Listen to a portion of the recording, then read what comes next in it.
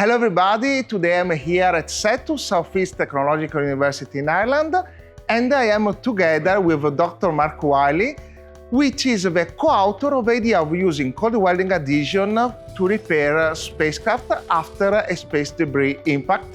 And this was the idea that led to the birth of ASTROBEAT. Hi Mark. Hello. Do you want to tell us a bit about yourself and about the project? Oh, yes, I'm a mechanical engineer. My PhD is in biomedical engineering, but I work primarily in ruggedization of electronics for spacecraft.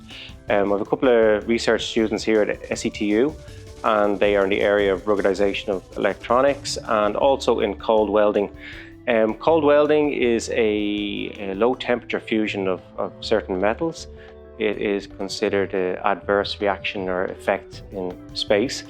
After working with Leo for a number of years, we had an idea where we might use Leo's background in hypervelocity impacts, which would replicate a space debris impact, and combine that with the cold welding adhesion as a means of spacecraft repair.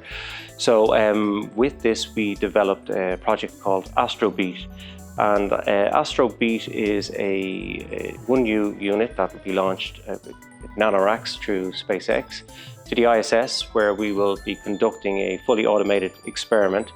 In this experiment, we have 4 chambers that will be actuated to release a spring mechanism and fire 2 material samples together.